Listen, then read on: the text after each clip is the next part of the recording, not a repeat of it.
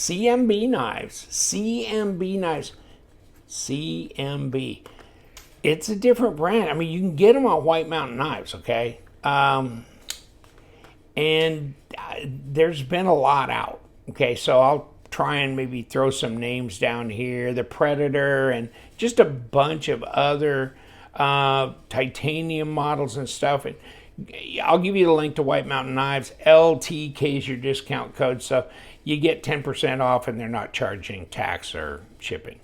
But just CMB, in case you're not familiar with them. Okay, CMB made knives. This is the Dagon, which is some kind of a creature and shit, I can't remember now. I'm all tied up with the hurricane, just blew my mind away. So M390 blade, and you can get these in different, ooh, boy, that dropped, didn't it? Woo! This is a blue titanium with black coated, but it's an M390 blade, and that's Bolt Vision is the designer on this, so it's a collaborative, and it's not real heavy, even though it's a full-size knife. It is a full-size knife, but boy, I think this is like 3.6 inch blade and at least 8 1/4, 3.65 ounces. I mean, for a full-size knife, that's pretty light. And you can tell it when you got it in your hand. 103.5 grams. Let me throw the tape just so you can kind of get an idea how big this is. See, I mean, this is bigger than like a Paramilitary 2, right? Spyderco PM2. There's 3.6 easy. And down here, well, to that bolster's 3 3/4 at like 95, 96 millimeters. Up here, more like 92 millimeters. 8 1/4, so full size. Now that blade length is longer than the PM2. Overall length, no, same size, 21 centimeters. Okay. What do you think? The blade, modified sheep's foot / Warney something. Okay. This is interesting, isn't it? Right up and out, like the Fuller on both sides. Frame lock, by the way, and look at this pocket clip attached from the inside. Back spacer, angular kind of look, right? Different levels of machining here. Okay, so you got this level, then top, and then down, and then here, and around, and around, and around. You know what I'm saying? Probably number 6 is here, I'm thinking. Let me grab my little... Well, no. Too quick to talk, to speak on that. No, number 8's. Okay, number 8's. Looks like you got to come from the back to pull it apart, but the Dagon. Huh? Let me see. I guess I can kick it out with that Fuller. It's not real intuitive. You kind of got to get to know the knife a little bit to figure out where you're coming from. Okay, hold on. There it goes. Hit my thumb. Now it's over the detent ball. Okay, now it's over. Okay. So it's just kind of just getting to know it a little bit. There's your stop. And there's this flipper tab wrapping around it, isn't it? That's kind of interesting, isn't it? It's kind of gator. Got it. Gotcha. Jimping. Wow. But that is, look at, when you break that loose, look at that flipper tab. How weird, huh? And then you got this little cutaway thing, which is nice for sharpening, etc. Not really a go forward position. And thinking about that, by the way, and did I throw my cutting paper away? Did I?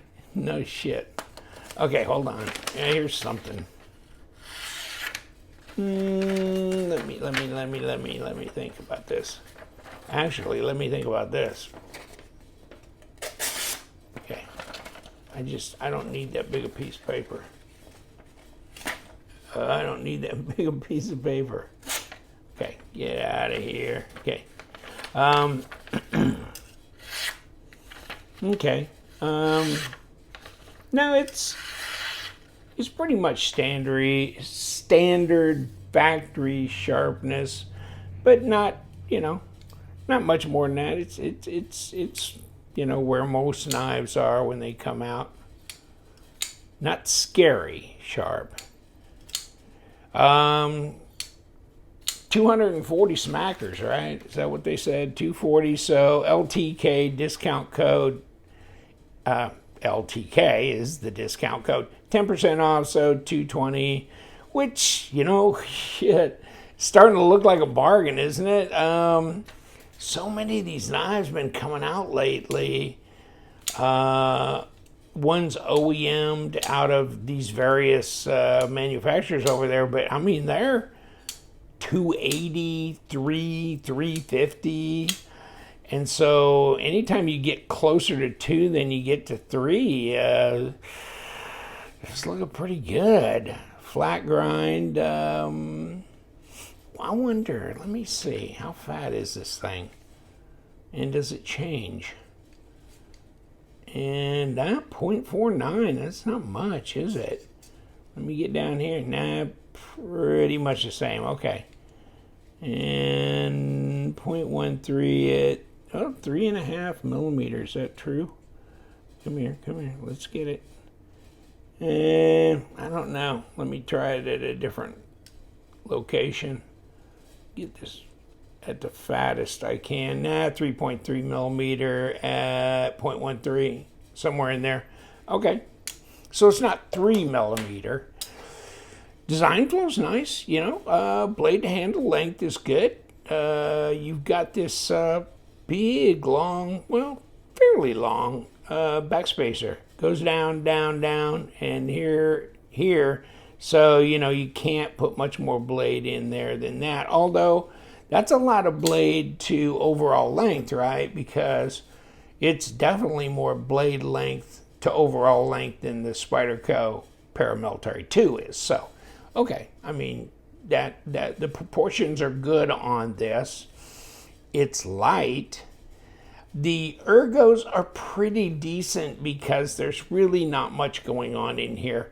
Now, here's the thing. For me, when you have a big, long, kind of this finger choil-ish thing going on here, then I'm trying to fit my... Now, if you have smaller hands, they might both fit in here, both front fingers, and then you're kind of locked in. You're good. But for me, I'm kind of right there on the hump. It's not uncomfortable. It's just not as good ergo-wise as it could be for me. But, everybody's hands are different and adaptable, so it's not the end of the world type thing. And the flipper tab. Take a look at this. Whew. It's jimped, and it's almost not there, is it? And it's not much below this bolster, is it? So, really, contact patch is pretty good. I mean, right there, isn't it? I mean, a lot of flippers are like this. Okay, but this all the way down, not bad. Let me get my cutting paper out of the way here. Okay. But, and, you know what? It's not as obvious, I guess. There's not a huge differential of height here, but this is pretty easy to disengage. Now, you might want to know, centered? Yes. Blade play? No. Lock rock? No. Nothing there. And what do you want to say about the lockup? I'm going to say 25%. And let's, yeah, I mean, by the time this thing hits you on the thumb, it's over. Where is it actually? Okay, hold on. There it is. There's where it hits the detent ball. Here's where it breaks over. So actually a little bit before it hits your thumb. It's over. So not bad, relatively quick over the D-tap ball, and pretty fidget friendly here. You got to get used to this fuller being a little further forward, but you can still finger flick it with that. So it's nice that they did that little remnant of a fuller there. So, and so light. It's light. I was gonna say spooky light. Not spooky light, but it's pretty damn lightweight considering the size of this knife.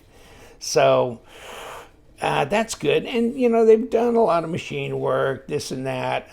Number 8's all the way through. They hid the screw there. So I think they did a pretty good job. This is one of those knives you got to look at and go, is this a design, that I can dig, And so, and you can get it, in the bronze and whatever else, there's the bronze one, so you don't have to get a black blade. And then this is, I don't know, yellow tie, but it's a different, it's 11G and not 11C. And then you got this one, which is just the silver one, which is really nice because you can kind of do what you want with it, but 11S. So they give you choices at least. And inside here, by the way, is your zipper pouch, okay, of CMB made knives, right? And the big orange diaper, man. That sucker's big. Here's your CMB tag, okay? The bolt vision design, ceramic bearings, and all that stuff. And then here's where the knife was in this side. So you got 2 pockets in your zipper pouch, okay? So you get that, and that's nice. Nicely done zipper pouch. And so, well, that's all good. I mean, you want the knife to be nice, but then again, you want a little bit of presentation if you're going to spend, in excess of $200. So, and this one, fidget friendly. This will just be one of those things if you don't like the warny or sheep's foot-ish blade shape, or if you're a budget buyer but not, you don't buy high end or higher end, then okay. But this is M390. So this has got the stuff. Here's your balance. Let me see. Where's my easy to find there. Okay. And let's take it apart, kind of look inside. Looks like they've done weight relieving. I mean, if they've done anything, they've done that. Okay, so we got number 8. Number 8. Okay. Now I haven't, I don't take these apart before I do the review. Or if you want to call this a review, we can call it, how about a video from one knife addict to many others. Okay, let's pop this apart. Because I'm just begging for trouble, aren't I? Doing this first, all these knives I do first time, it's like, please come apart, Oh, yeah, and look on the inside. Yeah, there's the blue it's supposed to be, but of course, my grubby paws. Yeah, if you just put some Windex, right? Because it's got ammonia in it, and it'll cut through the skin oils that kind of dull this down, see? Because it could be different. And then here's a steel washer. Here's over travel stop hardened steel insert, ceramic ball. And, yeah, okay, there's your washer right there. So, and what is this? It reveals a squared off place on this, which will keep that pivot from turning while you disassemble. Now, we've got ceramic bearings on both sides of this blade. Okay. And we got lube. We do have that. Okay. What do we got on this side? Backspacer, a lot of weight relieving again, steel washer, and then we've got the blade stop, and we've got a pivot with a squared off little nub here, right here, which, you know, hooks up with the other side and keeps things from turning. Other than that, it's pretty decent. Yeah, nice. Nice drop now, really good. Okay, we like it. Dagon. CMB made knives. Check it out. You like a full-size knife? You like a sheep's foot / Warney type of blade and lightweight? Then this might be one that be attractive to you. We do love them knives. So you guys, stay sharp.